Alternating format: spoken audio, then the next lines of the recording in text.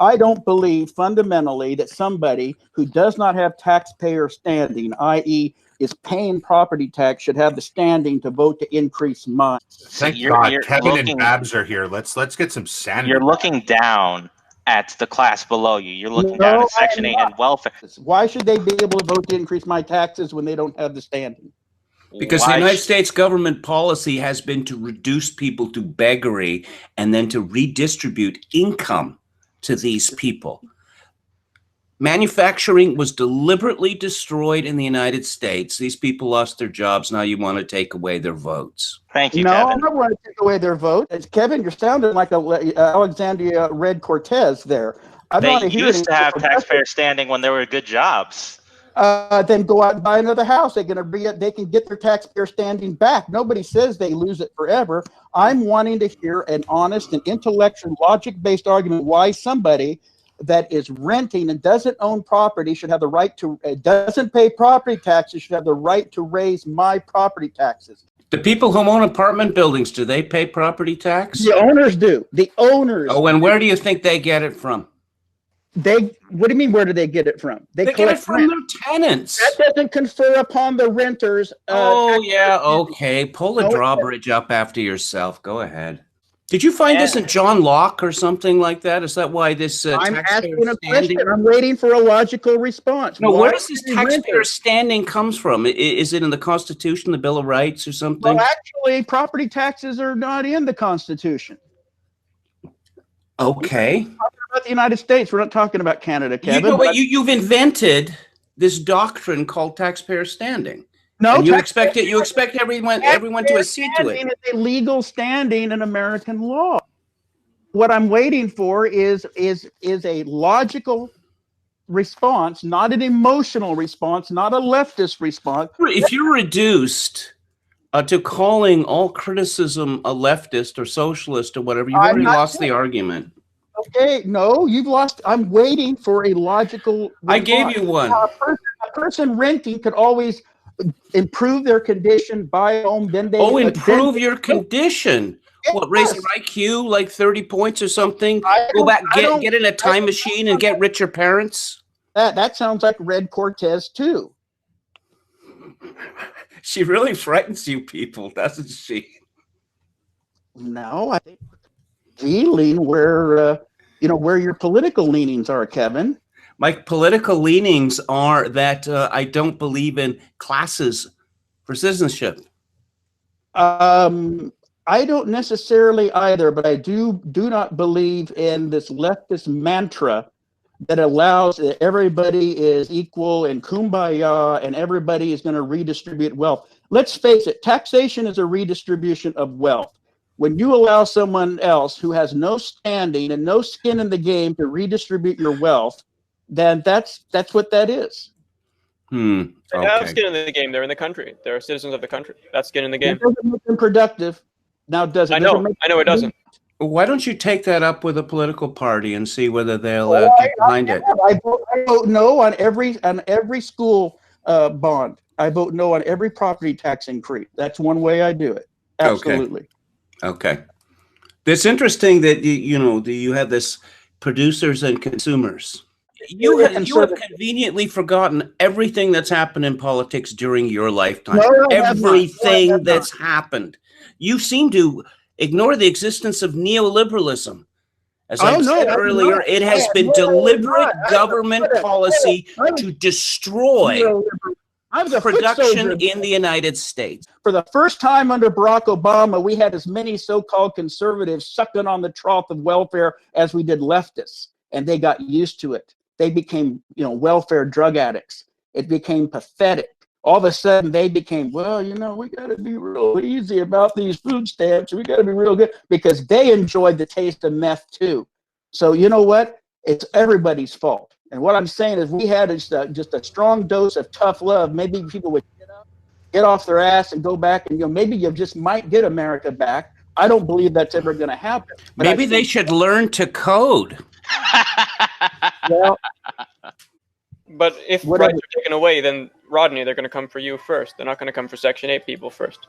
The people who are the most marginalized in terms of their political outlook, they're the ones who are going to have the rights taken away first. in practical Describe terms. marginalized. Marginalized just means that your political opinions are considered unacceptable. 47% of Americans, as Mitt Romney pointed out, don't pay federal income tax. Where's their standing? Should they be stripped of the vote too? That's a problem too. That's a problem in and of itself when you have nearly half of the country's population that is not pitching in and having any skin in the game. I will point out again, that is the result of deliberate government policy going back decades, that America doesn't need producers because having everyone produce is inefficient. No. Economists and politicians who put America in the position where work is disrespected.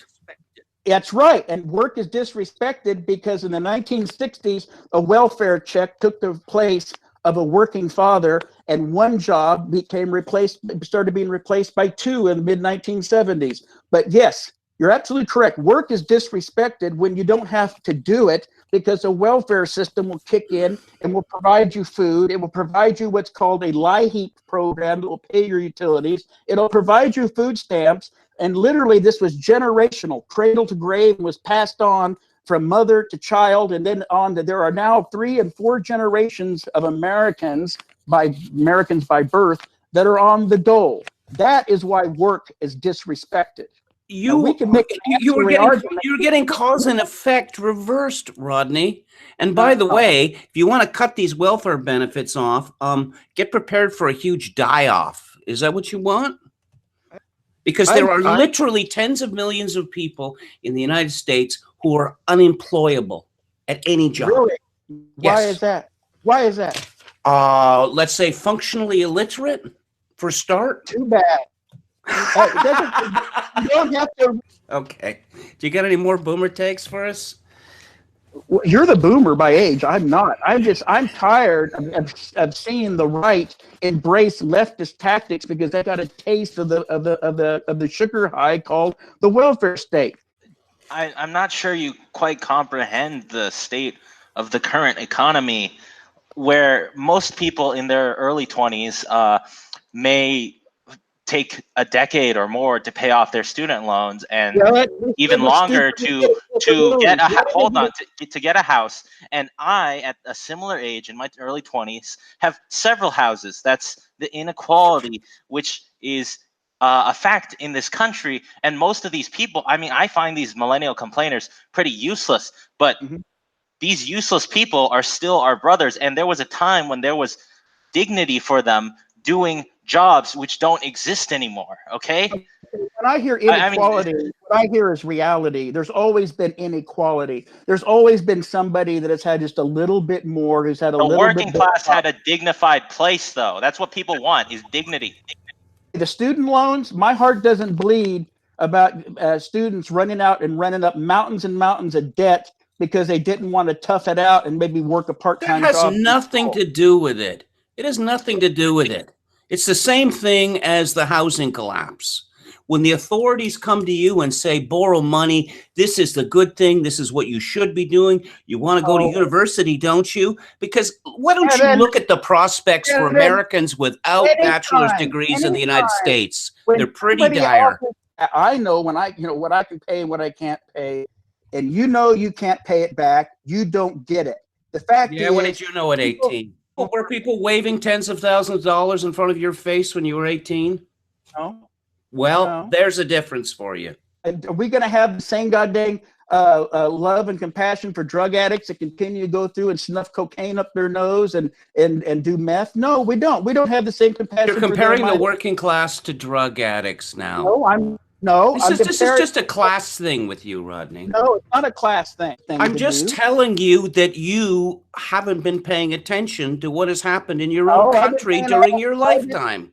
There's something called Neo-Liberalism, which is determined to eliminate the idea of happy workers because it's not efficient. All they care about is the aggregate, and American economic and social policy has been bent to their will. I would just suggest that any political program is more likely to succeed if it respects people's rights, and that there are certain standards in a first world country. It's not becoming of a first world country to have people starving, people homeless. You can't have a first world country with third world demographics. You can't have a so-called right and then have that right bleed over and buy into leftist policies. At some point, the pendulum has to get back in sync. And our pendulum is so far, like I said, our country is a blender with the top off.